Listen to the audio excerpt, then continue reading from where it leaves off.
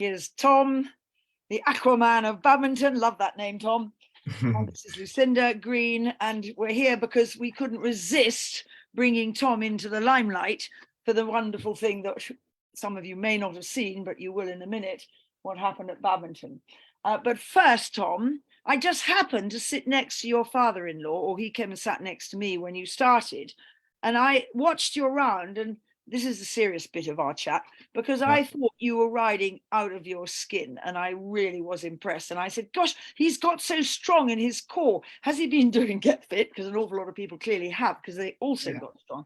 And he just said he's been a fireman, and he's been a fireman for many years, lifting heavy people out. So that set the scene. Yeah, well, it was a cracking round, and we were there to be competitive. It wasn't going to be that dressage competition. I knew she was fit and as ready as ever. And that's the bittersweet of it, that she was going so well, really didn't put her foot wrong. And even at the, the last minute, she still stayed very true and very straight over the fence in the water.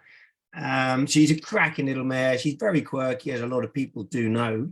But she's a lot of fun to jump and gallop around tracks like that. And if I wanted to do that track on any horse, it was that one.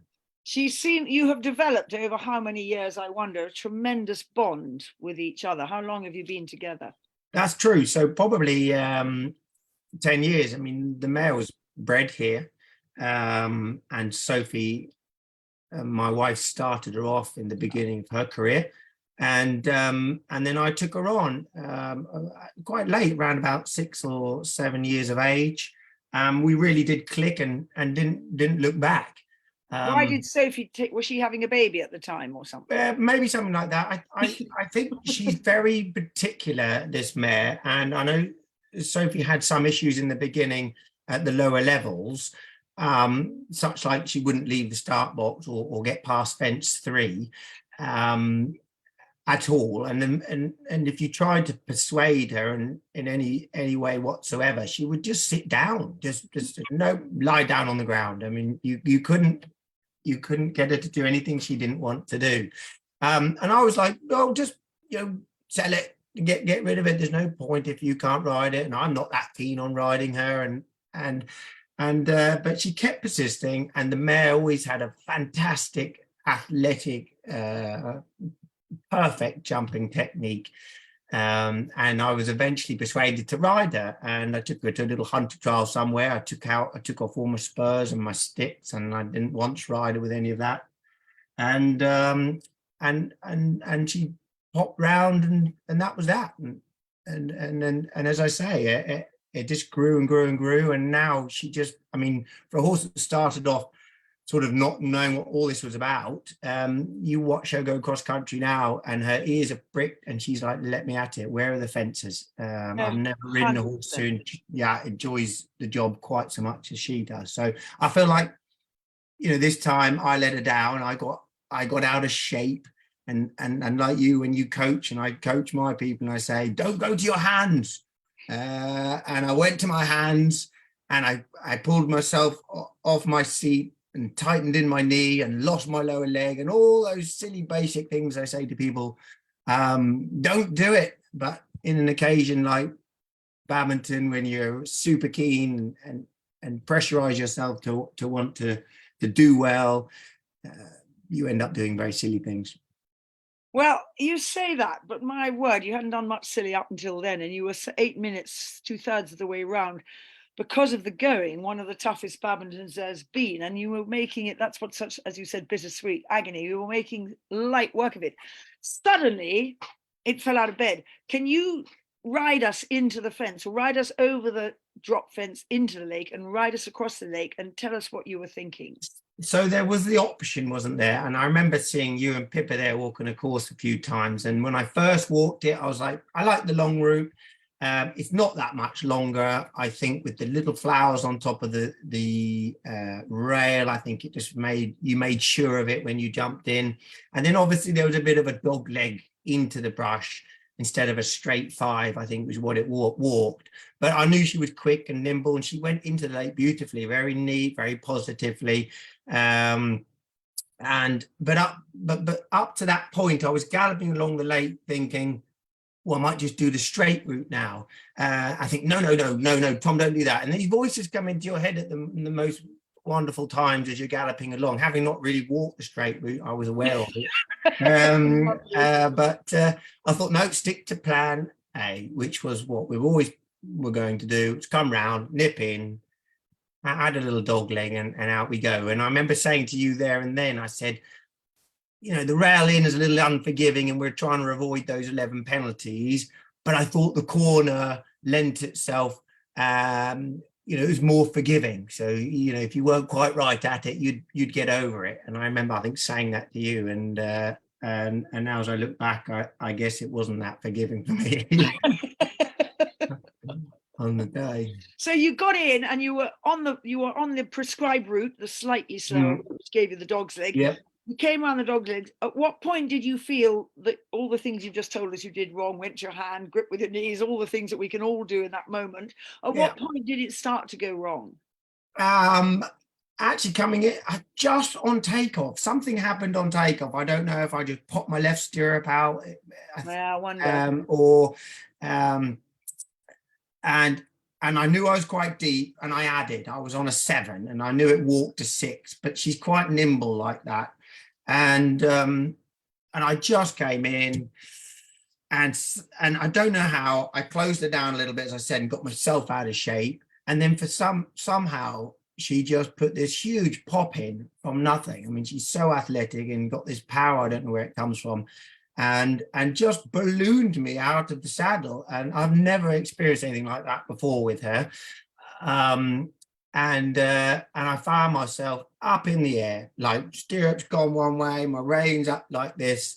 And for me, being out of shape, it just wasn't comfortable. I want to just make people aware that when you say out of shape, it wasn't that you weren't fit, you were very fit, but you were out of the shape of the approach, the jump that you wanted.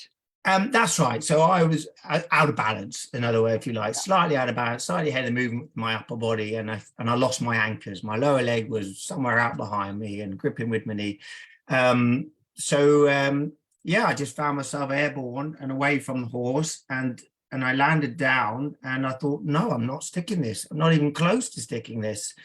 And then before I knew it, I was off the side into the water. And it's that moment, that split-second moment where you're in the water, you think, that didn't go to plan. And I knew she'd jumped it cleanly and trotted off and was like, you know, what are you doing down there, kind of thing. And I was defeated. I was in the water. There was a moment where I just thought, I've lost this. My opportunity, one of my best ever opportunities. And how often do you get an opportunity at badminton where you're on a horse like her, and the form she's in, the form we've been in, and there it goes. It just, where, you know, ripples away. It was a moment of madness. I was in there. I mean, we've all watched badminton for years, and we all love a spill in the lake. And there's probably moments where you think to yourself, well, what I would do if I ever fell off in the lake? Well, in that moment of madness, as you saw, as you saw, went swimming. Went swimming. I thought, utterly brilliant. We're going to show you on here because it was an utterly brilliant bit of gamesmanship, sportsmanship, comedianmanship. This is not the moment in your life when you're feeling like being funny, because the whole of what you've built up for with her all her life. And how old is she now? Yeah, 16. And 16. So for 16 years, she's been yours and your wife's and your father-in-law's. And here there was this brilliant opportunity, and it slipped away from you. And most people, if they do get up, hit their boot with their stick if they still got it, and stamp their foot and just understandably let out that emotion. Yeah. And you lay there face down, but you weren't drowning because we could see your face was up. Yeah. Nothing. Thinking nobody saw, did they? You know, nobody saw. And then, bless him, in this moment of such disappointment, he turned tragedy into triumph, and off he went doing the crawl at Yeah. the edge of the lake. It was utterly brilliant. And really, we need these wonderful personalities like you, Tom. And if you Yeah. can't go out there and damn well get in the top few, wow, have you got yourself at the top of the tree for just having that incredible personality and sense of humor at the most difficult moment of your career, I bet. Yeah, that's right. You don't know how many, as I say, badmintons you've got left, or how many she's got left. And it's one of those moments that you don't know how anyone will respond and how it's run away with. But yeah, there's only ever going to be one winner of badminton. We all can't win, can we? So I think we've just got to, when you fail forward and you style it out. I love that. You fail forward and you style it out. I'm going to remember that the next time I fail, which will be quite soon. Have you got it there for us to see, Tom? I think you and Rachel were discussing that you could maybe get it on or not. All right. I don't know if Rachel, have you got it there for us to see? It'd be quite fun to close this with a picture of you being the Aquaman. I love your name. Yeah. Lucinda, yay. Just keep chatting for a minute and I'll get it up. I have to find it. I have to find it and I'll share it. Fantastic. Yeah, I think tell us, be sorry, slightly. just 2 seconds. There's a few, there's quite a lot of people watching and a couple of questions. So if anyone has questions, pop them in the chat and I'll ask them in a second. Carry on, Lucinda. Oh, I probably should be seeing where they are, but there's no way I can. I'm not nearly techie enough. But just to be really boring, because your wife and pa-in-law bred her, how is she bred? What is she? Which bits are which? Oh, now you're asking. Now she's out of Caratino Glory, I knew was quite a quirky jumping horse. And so German horse? Or Dutch horse? I would imagine Dutch, but I'm not entirely sure. But I do know that she was out of Sophie's advanced mare, which was a thoroughbred little mare, which again was very quirky. And I know she competed her up to advanced level. So, yeah, I mean, the lines have been in the family for some time, which is really, really nice. And I know now we've had her first embryo transfer from the little mare from Liberty and Glory, and I think the first one's now coming up to her. And who was her husband? Good question. I'm going to get absolutely slated by my mother and father-in-law, but I leave that to them. And then when they it's women's work. That's it. When they're ready, when they're raw and nobody can catch them, and they're all crazy up there and they're ready to do something, they say, can we have them down and can we start doing some work? But at the moment, true to form, Liberty and Glory's foal can't be caught, and it's a complete wild thing out in the field at the moment. So and was she born just to a foster mare just in the last few months? No, so nearly a year ago. Okay, so she's a yearling, that one. Yeah. Brilliant. Golly, I think this is dramatic. It gets this story, which I had no idea of the depth of it, gets better for the telling every time. I love it. All I saw was this gorgeous run and this beautifully ridden run, and crumbs, I take my hat off to you, because that was some challenge with ground like it was. Yeah. For those of you interested, I rode my bicycle, Equivolt electric bike, from all the way around on Monday morning, and the bike found the going really tough from the White Gates, the Coronation Corral, all the way back until I was almost at the lake again. And it was water in suction holes, and it was particularly bad in the new field where you'd done the sunken road and gone across to the quadruple bar. That was bad. And the other particularly bad bit was down to the T-bar, the Rolex T-bar. And I just so take my hat off to those horses, who many of them didn't cope with the ground, and that we've always known that there's some horses that just can't do deep ground. The ones that could cope, my golly, they just kept on going. And I was so impressed with the standard of riding. There was so much super balance, and what Austin said, that you have to ride very different in deep ground. It's a lot more hand and a lot more leg to sort of help them come out of the ground. And it was just wonderful to see so many people riding so well and so many horses going so well. And of course there were horses that couldn't cope, and riders that had never coped with those sort of conditions. And they shouldn't take, yes, they, people talk about always, don't they, the negative. They should not take away from the likes of yourself that really understood how to ride that course, who had a horse able to do it.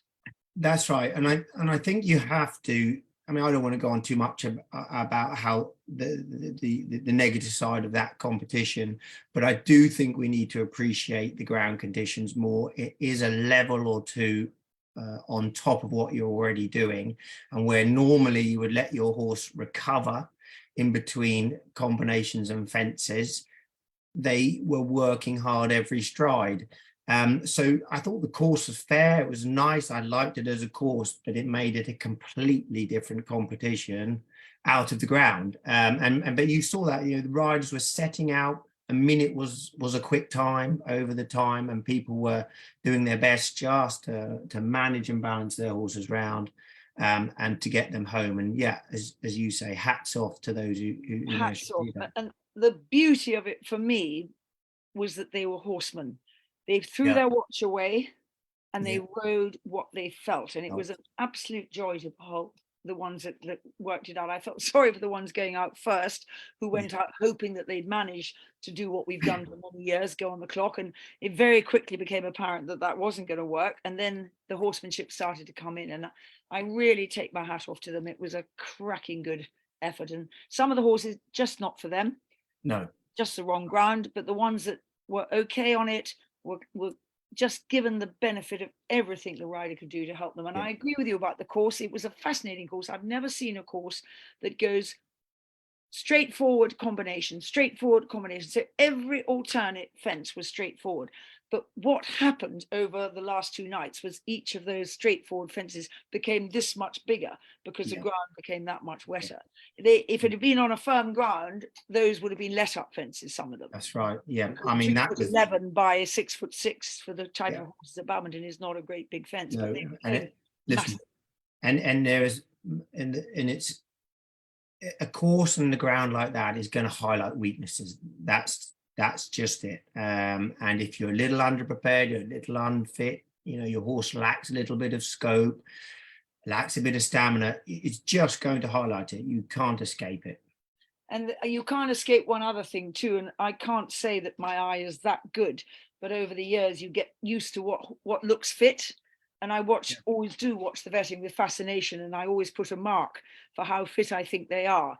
And I think at least half the field did not get a mark for being fit enough, just looking at them, trotting up and down. So that's a skill that maybe hasn't been so tested since we became short format, since we became golf course cross countries. And suddenly we had a proper cross country test, and there were some very, very fit horses, but there were some that weren't quite fit enough. And I think the spring's been difficult with maybe with a couple of people that haven't had the runs they would like. But it was like old school badminton, and it should be about the speed and endurance test. And I favor the courses that not 67% of people are all getting round, but it's got to be done in a sympathetic way. And I know I was speaking to some people at Badminton and they totally disagreed with me. And they're generally the ones that always get 20-something dressages, and of course I'm the one that's sort of in the middle of the 30s. So I'm quite happy at the moment when I've got a good galloping horse, that it doesn't become a dressage competition. And none of us were thinking about our dressage scores on Sunday morning when we were heading out on the cross-country course, that's for sure. Well, I think over the years, and Sam Watson of Equiratings famously has said this, that over the years, the last 10 years, the amount of thoroughbred in the horses has gone down 15%. And he simply says that we now buy dressage horses and train them to go cross country. And before we used to buy cross country horses and train them to do dressage. And that is what our sport is about. And if the cross country doesn't reign supreme, we have second rate, however good we are, second rate dressage, second rate show jumping, nothing compared to the Olympic standard, and an exhibition cross country. So to see cross country really being a test of horsemanship and talented, fit horses was an absolute joy. and Yeah. we'll all get aware that this could happen, we'll start to think about buying a horse that maybe is more a cross-country machine and not just made in Yeah. dressage heaven. Yeah. No, I agree. Tom, do we think Rachel's got your film up yet? If she hasn't, it doesn't matter. You can just show us I what's do. on your... Have I you got do. it? Yep. Are you ready? Yay, let's see it. In a second. We can't work. Right. Can you see that? Screen share. Has started screen sharing. Yes. No, hang on a minute then. Bear with me. As always, this is failing. Hold on a second. Try that Otherwise, one. at last ditch attempt, he could show us the video that he showed you that I could see perfectly. Can you see that? Yes. Oh my goodness, we got the whole thing, Rachel. We got him coming into the... Yes. Are you ready? That is the first element. Of course it is, with the grassy Yeah. stuff on the top. Play. Oh, Oh, it's very a bit stylish. bitty. Is can- it? Oh, That was for me. Oh, we've got you off. It's not quite video. It's lots of still photos, but we love it. Just keep it there. Keep it going, because he's about to Yeah. go Aquamaning. Yeah, I mean, I'm definitely still in the shallow end there, aren't I? Yeah, and it's almost gone slow-mo. right. I'm going to try. I've just tried something else. So let me That have works. Back. Now it's going. That's it. You've got Yeah. it. Oh, and the Okay. bow. I'd forgotten the bow. Oh, And the look of, oh, goodness me. I mean, yeah. Here we go. Right. One more time. Is that better? Look, Yeah. yeah, perfect in. Just added there, didn't I? And then lost a bit of shape. Honestly, Lost a Tom, bit you of cannot balance. see, the naked eye cannot see what went wrong. No, and I think you probably have to go back and look at some stills. Yeah, But that's it's why we sometimes should- just one of those things, isn't it? I mean, Well, you're lucky you didn't have the wet t-shirt look anyhow. yeah, that's it. No, It was brilliant. I love the bow. I mean, what a personality, what a character, and what a cracking rider, and what a wonderful homebred mare. Tom, we salute you and thank you for coming on this evening to give us the benefit of the story behind that wonderful moment of action, Aquaman Badminton. Thank you for having me on. It's an honor.